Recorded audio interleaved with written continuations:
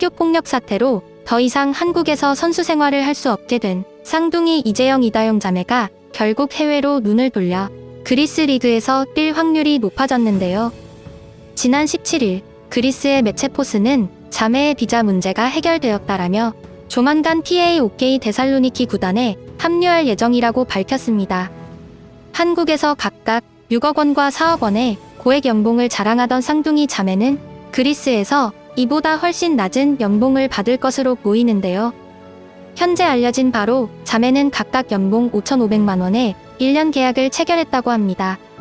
하지만 국내에서의 활동이 완전히 막힌 만큼 아직 전성기 나이에 있는 자매의 입장에서는 선수 경력의 단절을 막는 것이 최우선인데요. 이에 자매는 터키의 스포츠 에이전시 칸과 손을 잡고 그리스행을 추진 중이라고 합니다. 이들이 실제 이적에 이르기 위해서는 해외 이적 시 신분을 보장할 수 있는 ITC 국제 이적 동의서를 발급받아야 하는데요.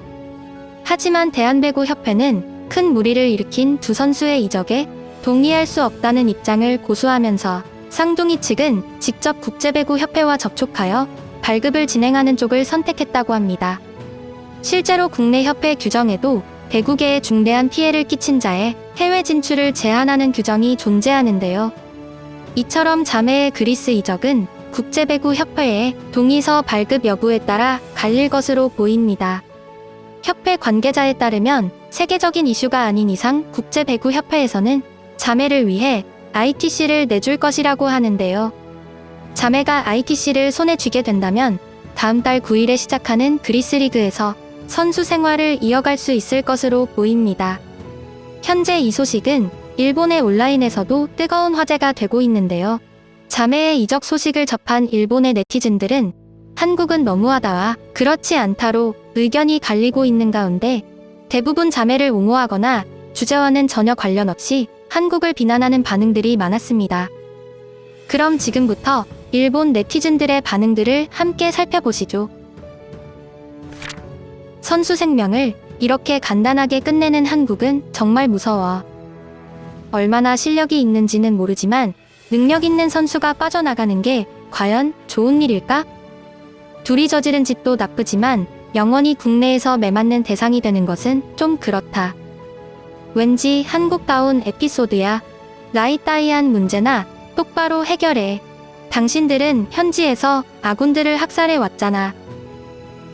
어디까지가 진짜인지 상관하지 않는 나라가 한국이니 도망갈 수 있다면 가겠지. 괴롭혔습니다. 죄송합니다. 라고 한마디 하는 순간 관계없는 사람들까지 새까맣게 모여들 테니까 말이야. 전혀 관계없고 나이도 맞지 않는 40세 정도의 인간이 쌍둥이에게 괴롭힘 당했다고 말할 가능성이 있습니다. 아주 오래전에 들은 이야기인데 일본의 조선학교 기숙사에는 왕따가 심했다고 들었어. 자국을 버리고 갔으니 다시는 돌아올 수 없을 것 같다. 아마 수십 년 후 다른 나라의 다큐라든지 지나간 시절을 회상하는 프로그램에 잠깐 나오는 정도겠지. 객관적으로 말하자면 아직 젊으니까 한국에서 안 되면 해외로 가는 게 당연한 흐름이 아닐까? 언제 식을지 모르는 한국 여론을 기다리기보다는 활약의 장을 해외로 옮기는 게 맞는 것이라 생각한다. 끝까지 뭔가를 요구하는 자와 어쨌든 참을 수밖에 없는 자매. 이 자매라면 일본의 기분을 알 수 있을지도요. 피해자는 가해자를 영원히 괴롭혀도 된다는 발상을 가진 나라니까 탈출해야만 했겠지. 해외에서 배구하다가 은퇴하면 미국에서나 살겠지. 같은 반도 국가인 그리스로 도망가니까 딱 좋은 거 아닌가요? 한국 돈 6억 원이 일본 돈 6천만 엔이라니 한국은 돈의 가치가 촌스럽게 느껴진다. 선수로서 수요가 없어졌을 때가 비로소 지옥 시작이다. 저는 서로의 고소가 어떻게 진행됐는지 궁금하네요. 전에 쌍둥이가 피해자들을 고소했다는 기사를 읽었습니다. 피해자들은 피해를 입었기에 당연히 배상금이나 사과를 받고 싶다는 생각을 할 수 있죠. 하지만 어딘가에서 매듭을 짓지 않으면 쌍둥이들도 일을 할 수 없고 보상도 할 수 없게 됩니다. 사회적인 제재를 계속 가한다는 건 좀 아닌 것 같네요. 그들은 정의가 마음속에 있답니다. 즉, 감정적인 나라 그 자체. 오랜 역사의 덤이 고쳐지지가 않아요. 별로 한국을 비웃을 필요 없어요.